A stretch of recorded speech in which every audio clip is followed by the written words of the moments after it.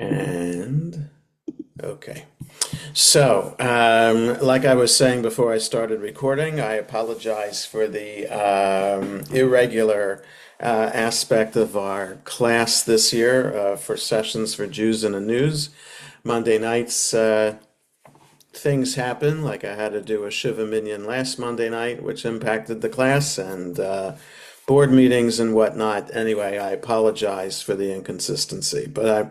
What I wanted to talk about tonight is an op-ed that Tom Friedman wrote for the New York Times last week about when extremism goes unchecked and the impact that has on society. So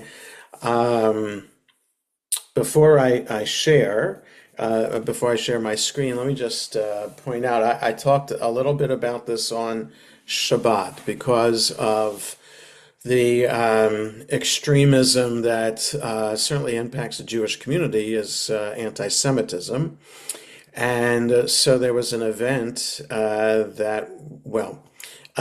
Jews were walking into the Park East Synagogue on the Upper East Side of Manhattan last Wednesday evening. In my mind, it doesn't matter what they were walking into the synagogue for. It mattered to the mayor-elect, and I don't want to get into that element of it, but perhaps I'll touch on it when we are looking at Tom Friedman's article. What Jews are walking into a synagogue for shouldn't matter.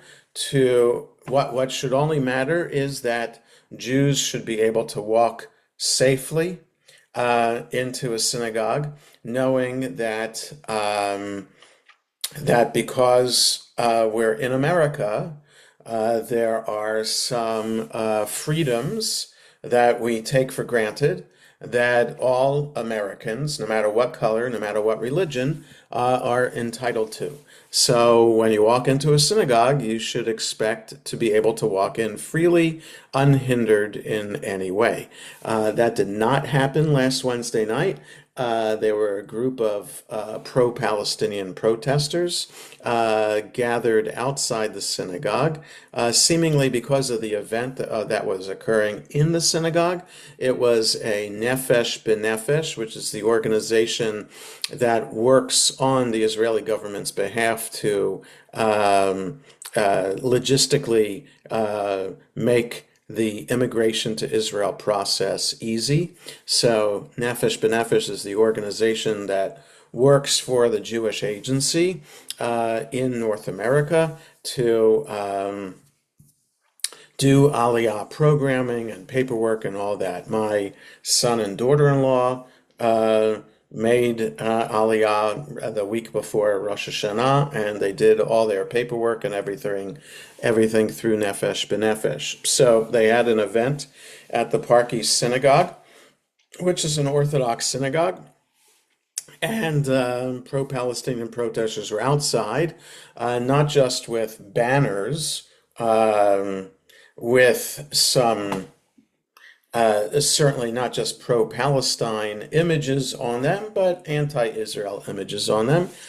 If they were silent, that would be one thing. You know, there's a level of protest that, people are allowed to walk around with signs and people are allowed to gather with signs. And if they're silent, okay, it's intimidating and it's frightening, but they weren't silent. They were screaming anti-Semitic epithets. And one of the things they were screaming, from New York to Gaza, we will globalize the Intifada.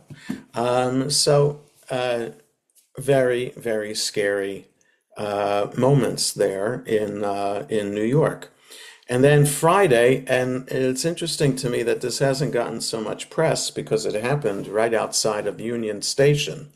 So at Union Station in DC, right outside, in front of Union Station, not directly in front. So there's like a circle in front of Union Station. If you've been there, you walked outside of Union Station, you see a big open area. In that open area, there were a group of actors sitting at a table, wearing masks, One person was dressed with a mask of Prime Minister Netanyahu, others with American political leaders. And I believe they were silent, but they were eating and drinking. And they had the menu printed out of what exactly they were eating and drinking, which essentially followed the menu of a blood libel, because the drinking was red drink, supposed to be the blood of Gazans. And Prime Minister, the one dressed as Prime Minister Netanyahu, looked like he was eating red spaghetti, but it was supposed to be the entrails of Gazans. So this very horrific scene of reenacting a blood libel from the Middle Ages. You know, the last major blood libel was in Russia about 100 years ago. But blood libels still happen, as we see. It happened on Friday, right outside of Union Station. So two horrific things that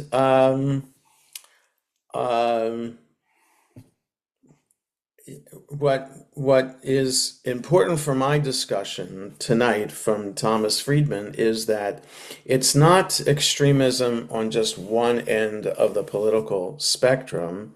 It's extremism that is on both ends of the political spectrum. So let me share this article with you, and it's not.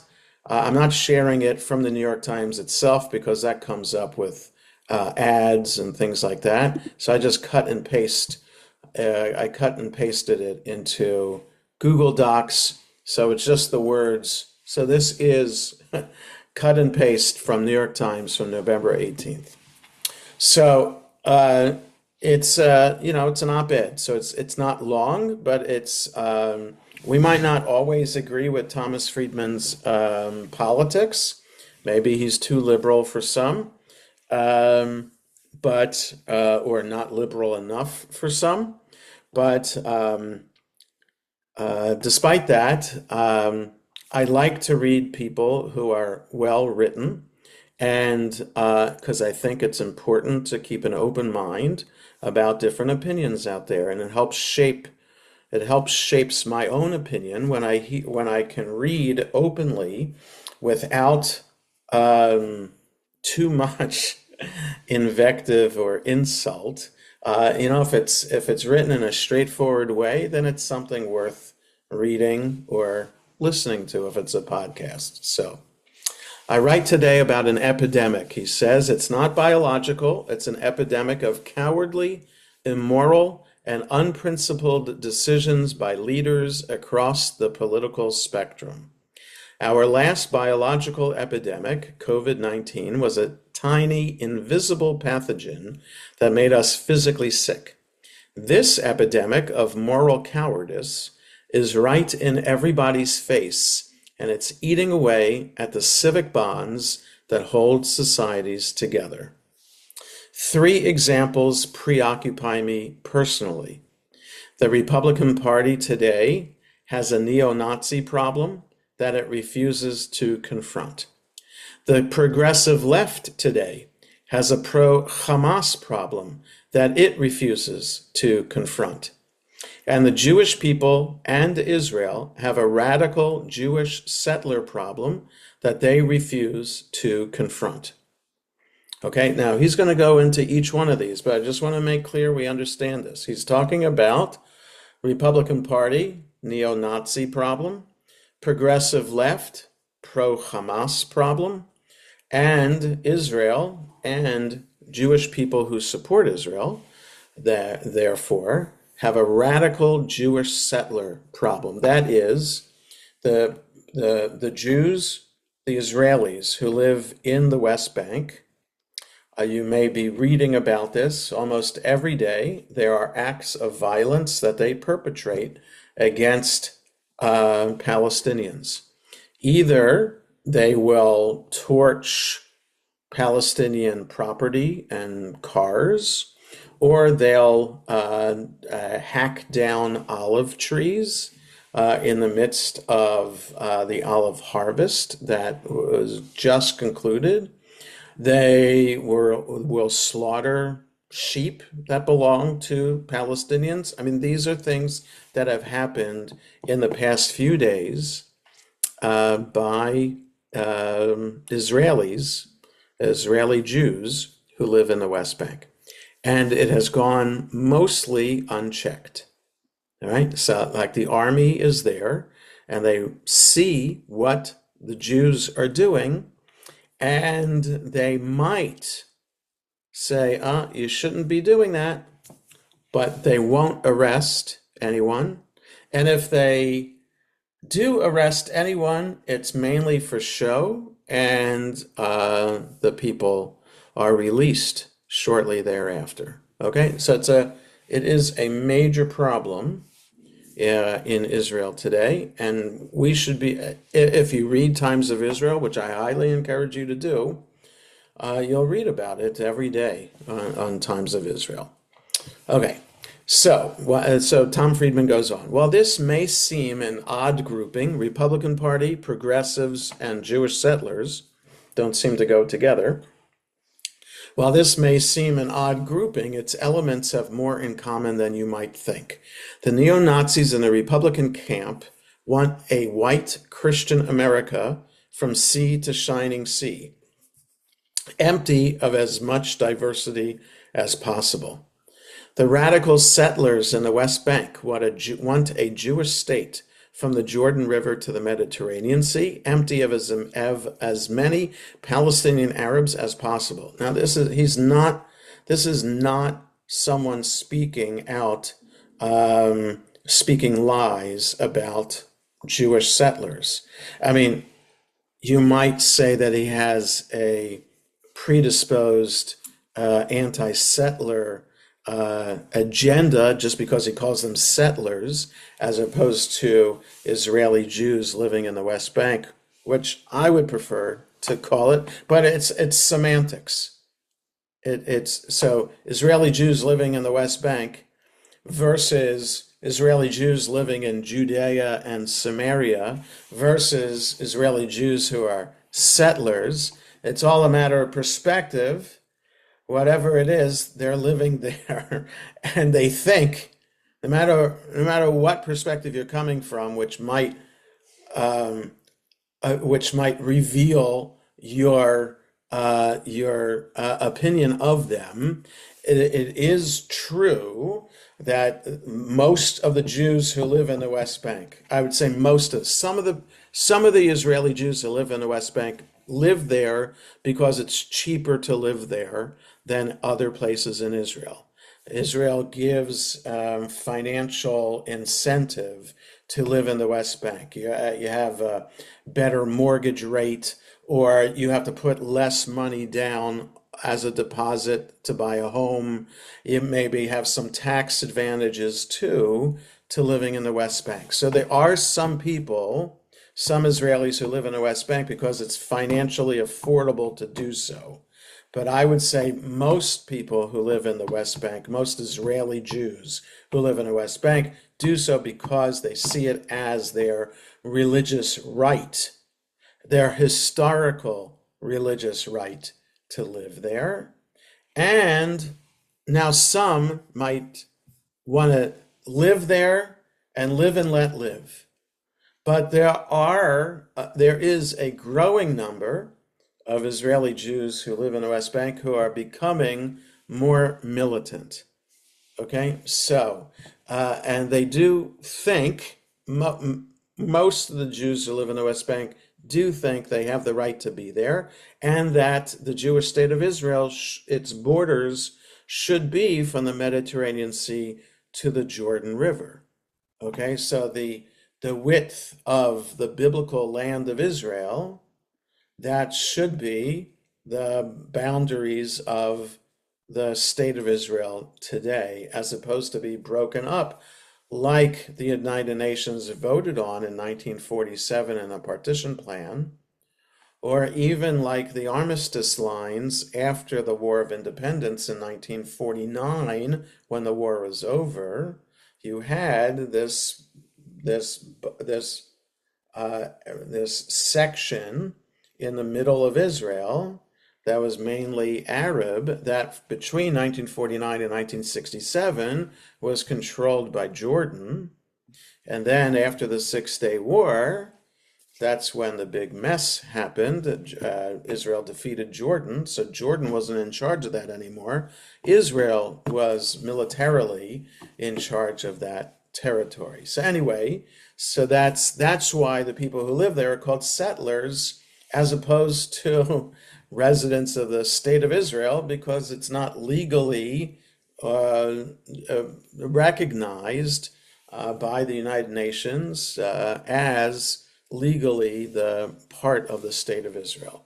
So radical settlers in the West Bank want a Jewish state from the Jordan River to the Mediterranean Sea, empty of as many Palestinian Arabs as possible. And Hamas jihadists, okay, so Republican camp want a Christian America. Radical settlers in the West Bank want a Jewish state from the Jordan River to the Mediterranean Sea without Arabs in it. And Hamas jihadists also want an Islamic state in Palestine from the same river to the same sea, empty of as many Israeli Jews as possible. Okay? So, right, from the river to the sea, Palestine will be free. That's what the pro-Palestinian marchers, ralliers cry, and from New York to Gaza, globalize the Intifada. So that's, rid Palestine of Jews. Those three examples have other things in common. One is they just don't care anymore about hiding their excesses or their agendas. It's all out there online or on YouTube. They are not embarrassed. Okay, so that's point number one.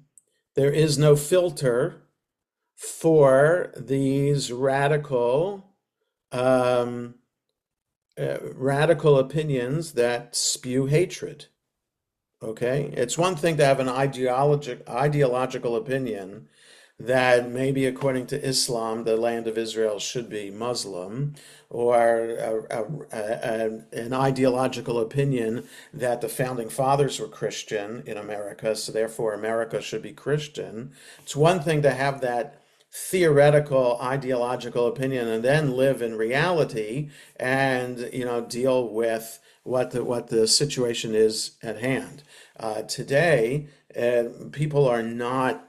It's not common to compromise or to be moderate. It's more common to be extreme, and it's the extreme that draws people to view your post on social media. The more extreme, the more views. The more views, the more influence you have. Okay, and sometimes, depending on the platform, the more views you have, the more money you make from it. Okay, so there's monetizing your viral post on YouTube or TikTok is a major goal of these people. And facts be damned. It's all about how clever you are and how how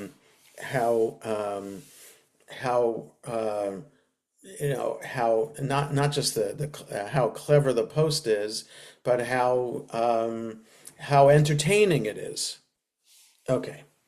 Another is how much they feed off of one another, Republican, progressive, pro-Hamas, how each uses the worst behavior of the others as both justification and fuel for their own twisted views. Republican neo-Nazis exploit global condemnation of the Israeli settlers' violent behavior in the West Bank on top of Israel's excesses in Gaza as license to now openly flaunt their anti-Semitism. And I guess he means C. Tucker Carlson and Nick Fuentes. Jewish supremacist settlers and those in the Israeli government who support them use Hamas's savagery as a moral permission slip for their own lawless marauding against Palestinians in the West Bank. which was true after October 7th. We saw a huge uptick in settler violence in Arab Palestinian communities in the West Bank. Right? And so at first it could be a reaction to October 7th, but after months and months and months of it continuing and mostly going unchecked, okay. Lately, the Israeli right has begun a vociferous campaign to prevent the prosecution of Israel prison guards caught on camera abusing a Palestinian prisoner. Okay, right? And so that's, the Stay Teman video leak. That's what he's talking about. Stay Teman is this name of this one prison, and someone in the IDF legal office leaked a video of the prison guard, and it's a whole uproar in Israel today, and they still don't have an agreement as to who's supposed to be investigating this leak and what to do with the person in the legal department of the IDF who leaked it, what to do with her. So it's a big deal, but that's only one element of many things that are going wrong with settler violence in the West Bank. Hamas, meanwhile, has cited what it claimed were Israeli efforts to take over Al-Aqsa Mosque in Jerusalem, Islam's third holiest site, as well as the abuse of Palestinians in Israeli jails and violence by the Israeli army and settlers against Palestinians in the West Bank as part of its justification for its mass murder of Israeli Jews on October 7th. Okay, there are no Israeli efforts to take over Al-Aqsa Mosque. There are, however, politicians, especially Ben-Gvir, who has flaunted Israeli policy, government policy, by walking on the Temple Mount and also davening up there. Okay, it's like Ariel Sharon did that, and that supposedly prompted an intifada in 2001, I think it was, something like that. Ariel Sharon did something like that, and that supposedly was enough of an impetus, an excuse for Palestinians in the West Bank to begin their suicide bombing campaign. So again, Ben-Gvir doing that on the Temple Mount supposedly was the excuse for October 7th. Obviously it wasn't, because October 7th is a well-planned, well-coordinated, months in advance thing. So, okay. Well, the point is that all positions, the extreme right in the Republican Party, the extreme left, the progressives, and Israeli settlers, all rely on misinformation and intentional false information to and feed off each other, what he is saying here, to promote their positions and their violence. But what really makes me sick is the third thing they have in common: how much their behavior is now excused or normalized by adjacent members of their own political communities. Okay, so that is the point of this article, and this is the point I agree with him about, and that is that no matter what our political position is, if you're Republican, gesund to hate. If you're Democrat, gesund to hate. But leaders in the Republican Party and in the Democratic Party should not be afraid, and in fact the opposite, should stand up against extremist positions in their parties. So why hasn't anybody in the Republican Party denounced Tucker Carlson or Nick Fuentes? Why hasn't anybody in the Democratic Party denounced the pro-Palestinian, pro-Hamas extremists among the Democrats?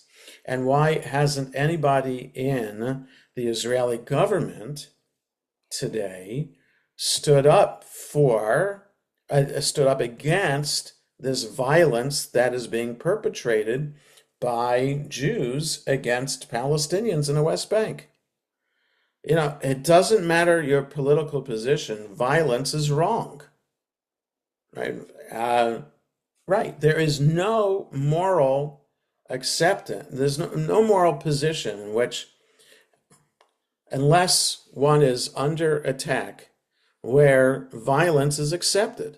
Violence is not an acceptable means of protest, right? That no one should say that those pro-Palestinian protesters on Wednesday night on the Upper East Side of Manhattan had the right to be spewing, shouting anti-Israel, anti-Semitic rhetoric.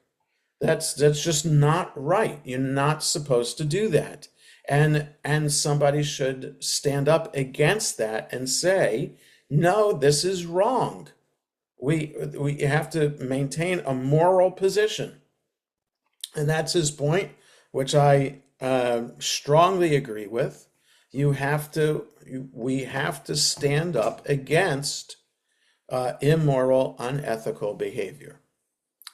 Put them all together and it becomes obvious that we are watching a broad breakdown in the liberal, humanistic order that dominated Western democracies after World War II.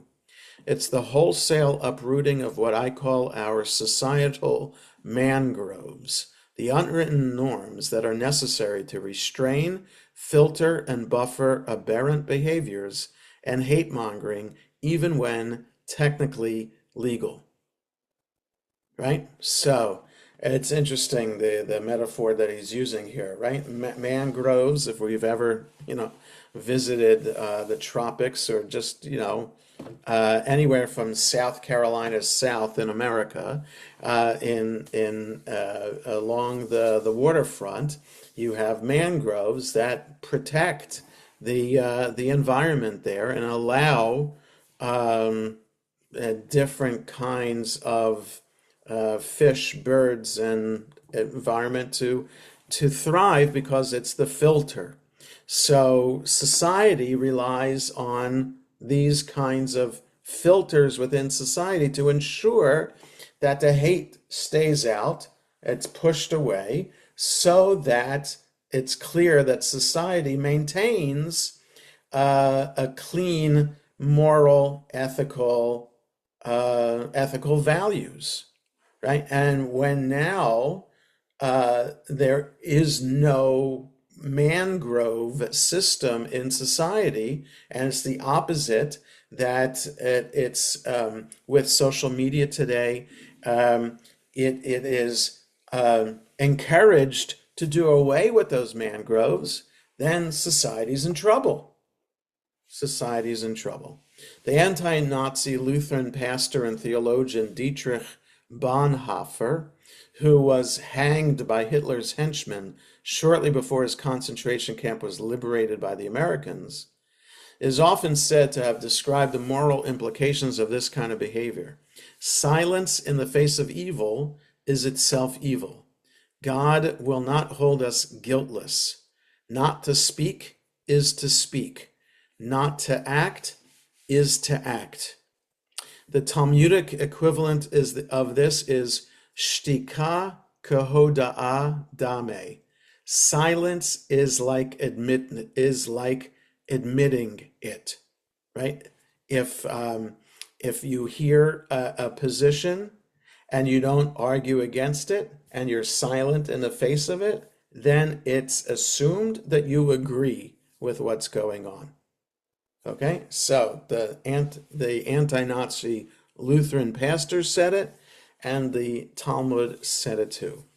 But that is precisely what is going on today. Just look around and listen to the silence. I totally respect those on the left, right, or center who have protested Israel's killing of thousands of Palestinian civilians as collateral and sometimes seemingly deliberate damage in Israel's retaliation revenge campaign against Hamas. Such protests are a sign of moral health. Okay, now we can argue with that position about, did Israel go did Israel's army go overboard in its actions in Gaza? You can argue that position, and people who say that Israel went overboard have every right to protest and rally about that. But I am still shocked, Friedman goes on, by the declaration signed by more than 30 Harvard Palestine solidarity groups late on October 7th, 2 years ago, the very day that Hamas attacked. These Palestine solidarity groups at Harvard stated, "We, the undersigned student organizations, hold the Israeli regime entirely responsible for all unfolding violence." That was only hours after Hamas's indiscriminate killing of some 1,200 men, women, children, soldiers, and elderly people in Israel, including more than 360 people at a music festival, and the kidnapping of some 250 more. That Harvard Declaration was issued well before Israel invaded Gaza in retaliation. When okay, so what he's saying is he can understand protesting against Israel's, maybe his view, excesses in Gaza, but there's a limit to what you're protesting when you protest in such a way that you're becoming anti-Israel and pro-Hamas, and then being in favor of the extreme violence of Hamas. When pro-Hamas protesters blame everything on Israel and give Hamas a free pass for its murder, sexual abuse, and kidnapping, when they ignore everything else that Hamas stands for, its anti-LGBTQ, anti-democratic, anti-Semitic, women-subjugating Islamist ideology that should be anathema to everyone, and when they ignore past and current attempts by moderate non-Hamas Palestinians to forge a two-state solution with the Jewish state as an alternative to armed struggle, right? Like, these people are still, there's a ceasefire between Israel and Hamas, and these people are still protesting and still saying globalize the Intifada. In my view, they are essentially telling the world it's not Israel's actions that motivate us, it's Israel's existence. Therefore, the project of eliminating Israel must come before any critique of Hamas. Okay, so this is the extreme position of pro-Hamas people, and Tom Friedman is coming out vociferously against that position. That is warped, and don't kid yourself, it's a view not confined to only a very few on the far left. Unfortunately, too many Israelis and diaspora Jews have put on similar blinders. A day does not go by without a report like this recent one from the Israeli newspaper Haaretz. The newspaper Haaretz, I wouldn't say it's like the Washington Post, but it is pretty liberal, okay? The attacks of October 7th and Israel's subsequent devastation of Gaza also ignited a lethal conflagration of settler violence in the occupied West Bank. Over the same two-year period that Israeli forces killed more than 68,000 Palestinians in Gaza, more than 1,000 Palestinians have been killed in the West Bank. New settler outposts have been constructed with rapid speed, displacing entire Palestinian communities, a process often facilitated by Israel's army. In the face of this reality, there appears to be a concerted campaign on the part of the pro-Israel right to deny it. Now, the Times of Israel, to be fair to Haaretz, reports similar things. They just might word it slightly differently. But yes, this is definitely going on in the West Bank. Israel's Prime Minister, Benjamin Netanyahu, and his fellow travelers, and here I include the pro-Israel lobby AIPAC, which has flown air cover for Netanyahu in D.C. for his 18 years in office, have done more to undermine the long-term security of Israel and the Jewish people than any Hamas fighters. So that's a bit extreme on his part to say that Netanyahu has done more damage than Hamas fighters. Why do I say that? Because they have presided over and abetted the shattering of the three most important pillars of Israeli security. I speak of Israel's national unity, Bibi has deliberately tried to govern by division, not addition, as well as Israel's long-standing commitment to democratic values and judicial independence, and its commitment to fighting its wars, albeit inconsistently applied over the years, with a humanitarian ethos. So, in other words, Hamas wanted to destroy Israel, but he's saying Benjamin Netanyahu is doing a better job of destroying Israel because Netanyahu is getting to the root of Israeli society by um, uh, uh, advocating for division in Israeli society and not unity, by attacking democratic values and judicial independence in Israel, and um, raising the question about how Israel's army conducts its business, that it raises the question of whether Israel's army is as moral as possible. So these three things he's laying at the foot of Netanyahu and his government for causing great damage to Israeli society. I don't like the fact that he compared it to Hamas, but I do agree with him that this is a major issue in Israeli society today. All three, you can just read Daniel Gordis's emails that he writes Israel from the inside. You can read other things like that, op-eds in the Times of Israel or Haaretz or other news outlets from Israel. They'll say similar things about what Netanyahu and his government are doing. All three are being shredded by Netanyahu and his allies in pursuit of the insane obsession with annexing the West Bank. Israel is now in grave danger, and all those threats are from within. And then there's us. Politico recently broke the story about what was being said in a Telegram group chat involving leaders of young Republican groups in 4 states. They referred to black people as monkeys and the watermelon people, and mused about putting their political opponents in gas chambers. They talked about raping their enemies and driving them to suicide, and lauded Republicans who they believe support slavery. Plenty of anti-Semitism was stirred in as well. Ho-hum, said Vice President J.D. Vance. Nothing to see here.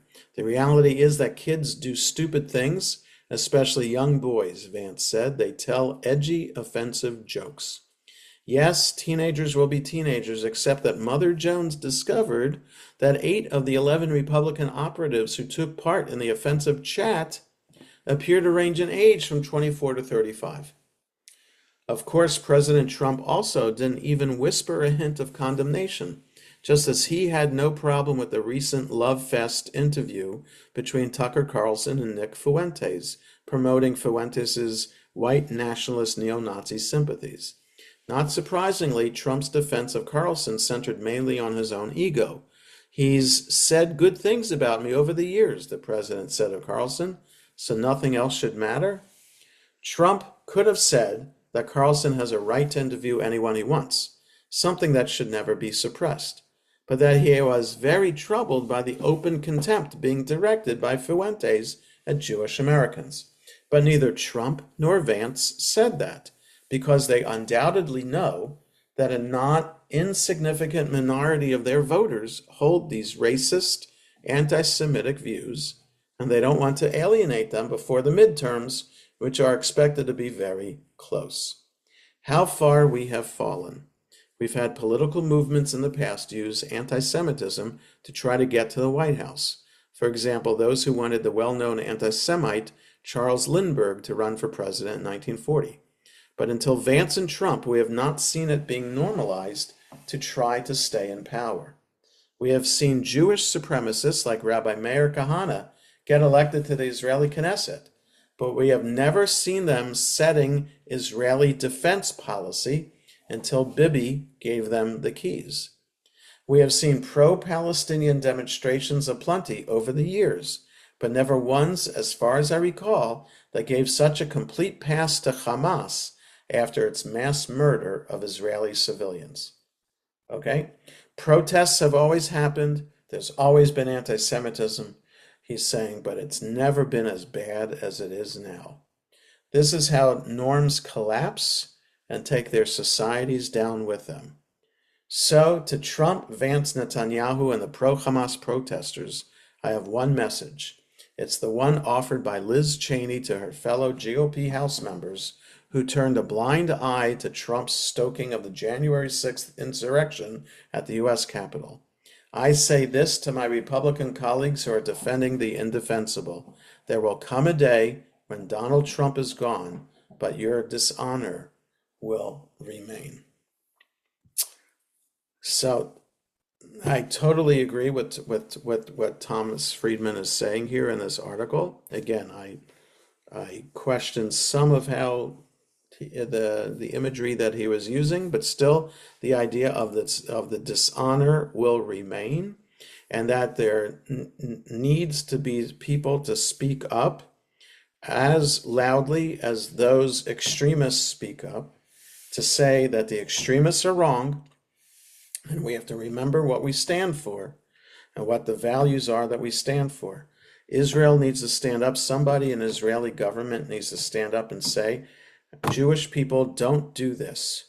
It's not part of our DNA to attack innocent Palestinians in the West Bank and to destroy property. That's just not what we do. It's not Israeli. It's not Israeli values to attack prisoners in prison. You just don't do that. You treat people with respect. And people on the left need to say, there's one thing to be pro-Palestinian, but we can't be in favor of violence. That's not values that represent us. And nobody has been speaking loudly enough to do that, to silence this extreme. And so we live in a scary, frightening time. And until there are people in these political parties, in the Republican Party and the Democratic Party, in Israel, to stand up against the extremism, it'll be a very, very frightening time. So any thoughts or comments about this? Go ahead, Gabe. Yes, Rabbi. I don't know if you saw a recent article that was written that said Elon Musk was able to find a lot of X accounts that were originated from other countries Uh-huh. that pretended to be quote unquote people from the far right. Okay. He's saying there's a lot of foreign actors involved in trying to divide Americans, Okay. which hence the quote unquote, as you said, lots of false news, fake news, Right. and that generates a lot of extreme views that may not have been there, but now as a result of this misinformation coming from foreign actors, and he mentioned Turkey and a few other countries that are Uh-huh. directly involved. Right. And another concern that you had mentioned is the internal politics in Israel. They're Yes. having the same issue, some of the same issues that we have, a lot of division within. Um, and of course, as we see the spread of uh, Islamist politicians basically expanding as they have in Europe into the American culture, you're going to see more and more extreme positions. And I think a lot of people are afraid to say something because they want to hold on to political power. And the general public is so misinformed and they don't know who to trust or what to believe. And with AI, it's next to impossible to believe what's true and what's not. So that political article, I'm a little skeptical with that. So I'm not going to believe a lot of that information. Again, you have to remember your Okay. sources. So Gabe, I hear what you're saying about foreign actors hacking into and becoming bots and posting things onto Instagram or X or other news feeds like that. I understand that. I understand that completely. And so that, yes, that could cause chaos. Um, Now, it is possible then once the chaos has been, once the pot has been stirred in that way, that the like a Nick Fuentes or somebody like that on the right or an equivalent people on the left could use that misinformation and then just speak about it too. So I'm not. So what I'm saying is, yes, the nature of AI, the nature of social media, the fact that it is as unfiltered as it is dangerous. And until somebody figures out how to filter it in a way that still allows for freedom of speech, but keeps away the hatred and keeps away the bad actors, then we're in a lot of trouble.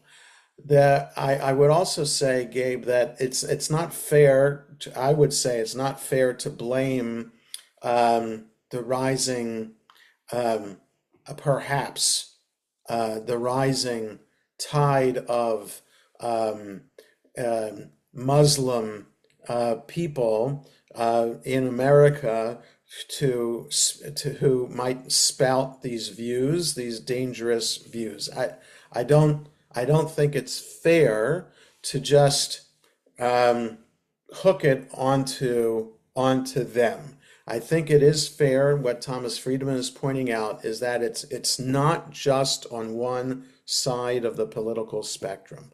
We're seeing extremist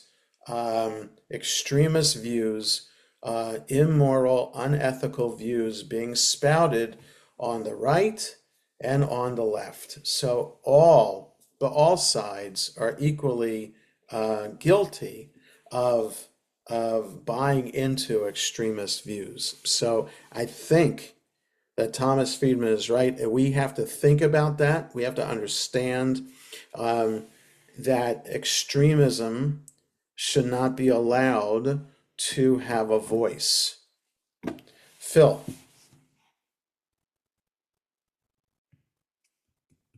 Yeah. Keep the point short, just that yes. I really like Thomas Friedman, and I think I mean, he wins all these awards because he is very knowledgeable and can express these points of view strongly. Uh, I, I would take some issue with, they talk about this concept of false equivalence. I would not say that the Democratic Party having um, uh, a support Hamas element is fair to compare to the Republican Party having we tolerate hate speech. The um, I, I think there are some in uh, liberal circles, but certainly any of the representatives, if they said directly, I think Hamas killing 1,200 Jews was fine. The Jews deserved it. They caused it. Netanyahu's policy caused them to kill the 1,200 Jews, and therefore it was great. I think they would be condemned. So I think here but on the flip side is any kind of hate speech goes in the Republican Party, and so again, I'm expressing views pretty strongly, but Yep. um, I think what's going on in the press, and Thomas Friedman is not immune from it, is you sort of have to say that or nobody will read your articles, right? You have So, to right. show some balance, Yes. and So, well, the so I'm rebels just, need. so the, I want to be careful not to be not to be taking sides, to be anti-Republican, pro-Democrat, or anti-Democrat and pro-Republican. I will say there are, so the the mayor-elect condemned the rally by saying nobody should be intimidated, should feel intimidated or threatened to walk into a house of worship. But at the same time, he also said that houses of worship should not be promoting illegal activity. So the Aliyah event that was happening in the Park East Synagogue was condemned by the mayor-elect as an illegal activity.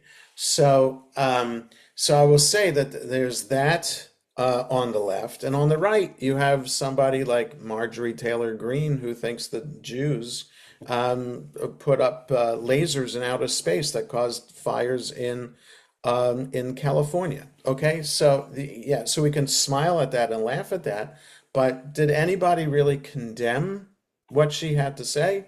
So that's what I'm saying. So that Thomas Friedman has a point that there should be people who shouldn't be afraid to speak out against these extremist views on both sides of the political spectrum. So we have two other people who have their hands up. Naomi? I mean, I think that's part of the whole thing, right? Is the issue of extremism wherever it is. But I find it so interesting, um, looking back historically at Thomas Friedman also and how people view Thomas Friedman, who's really Mm. very mainstream now. But Yes. I remember right when I was in college, and he's a fellow Brandeis alum, and he was being condemned by even by the center, not just by the right. Um, for his views, right? When he wrote From Beirut to Hmm. Jerusalem as being Right. seen as being very extremist and very leftist, kind of like the way people look at Peter Beinart today is that Mm. people looked at Tom Friedman, and I mean, it's like so Right. radically different. Um, but it's just like interesting when you think about even the West Bank whatever you want to call them, settlements, communities, whatever, right? Right. Because some of them technically under Israeli law are legal, and even under Hmm. current Israeli law, even under right-wing governments, are technically illegal settlements and still kind of looking the other way, which was Right. done by both Labor and Likud over Yes. all the history. Hmm. So, Right. it's Right. just such a complex. It is. You know, Right. It's not easy to do this. And I hear you, Naomi, about Thomas Friedman, and people have like a predisposed opinion of him based on how he's written over the past. But right, I don't know. So sometimes I'll bring up a Thomas Friedman article to look at. Sometimes I'll bring up a Brett Stevens article to look at. And it's just important for us, like I started the session this evening, it's important to be able to read things from a standpoint that we don't necessarily agree with, mhm. just so that we can understand what the other side is talking about. We don't have to agree with them, but if they're talking in an articulate, intelligent, fair way, then I think it's important for us to read that and understand where they're coming from, because it promotes a civil discourse. And that civil discourse doesn't happen doesn't is not really encouraged anymore, and you don't really see it anymore. Um, Sean. So I'm thinking back to the way things used to be, just in, not in Israel necessarily, but just in like our Congress and everything. They worked together, whether you're on the right wing side or the left wing side, people would work together. Right. Now, it's such a huge separation. Everyone wants to be on the far right or the far left, and they're not working together. And I think it's Right. the same way over there. People aren't working together. Like, way back in the 70s, Egypt and Israel kind of working together a little bit. I don't think that's happening anymore at all, because everyone wants to be a radical on one side or the other. Yeah. So that you're right, Sean, and and I think this is a good place to stop here. That there were times, right, American government worked this way, that the Congress worked this way, that people on both sides of the aisle would sit down when there was an issue to be discussed, and they'd work it out, and they'd come to a bipartisan agreement, right? And that was more common than not. And in the past decade or so, that has been frowned upon, and it's the people, anybody who promotes compromise is really shunned in the political world today. So that in Israel, you would think, so even right now well, latest polls in Israel, maybe a week, 2 weeks ago, shows that Netanyahu, if the elections were held today, Netanyahu would still win. So, and this is, there's Naftali Bennett, who represents a more centrist approach. There's Yair Lapid, there's Benny Gantz. So there aren't, the polls show that if all those center moderate people were come together, they might not have enough seats to have a majority in the Knesset if an election were held today. So you would think that the Israeli people have seen the gross mistakes that Netanyahu and his government made leading up to October 7th. The fact that there is no independent review committee that has been appointed yet to investigate what happened to October 7th, that led up to October 7th. Every war, like after the Yom Kippur War, there was an independent commission that happened. After the war in Lebanon in 1982, an independent commission was established. That it was just understood. An independent commission that would most likely come down against the government.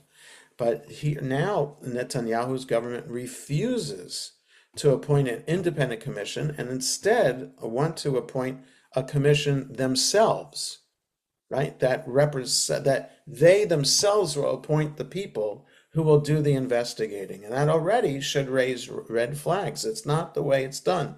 It should be independent, totally independent, non-political at all. So it's just, I think what I think there's a global shift now for towards extreme positions and moderate. There aren't charismatic political leaders who are standing up and preaching moderation or preaching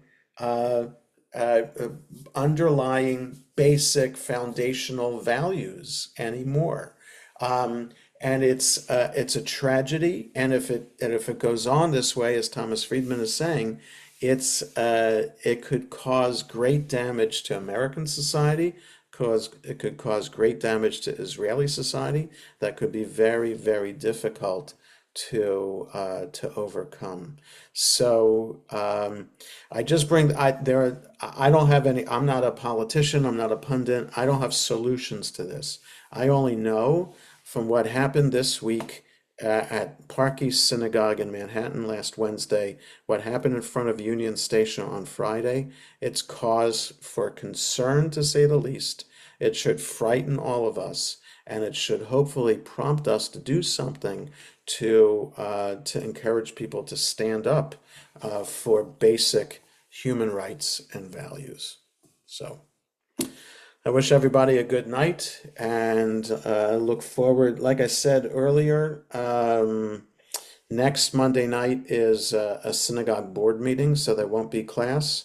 And then the next 3 weeks, I'll be in Israel for leading a shul trip and then visiting for 1 week with my son and daughter-in-law in Jerusalem. So after the new year, the first Monday in January, no, the second Monday in January, we'll meet again. So take care, everybody. Happy Thanksgiving, happy Hanukkah, happy New Year, and we'll see you in a few weeks. Okay, thank you. Thank you, Rabbi. Thank you. Thank you. Thank you.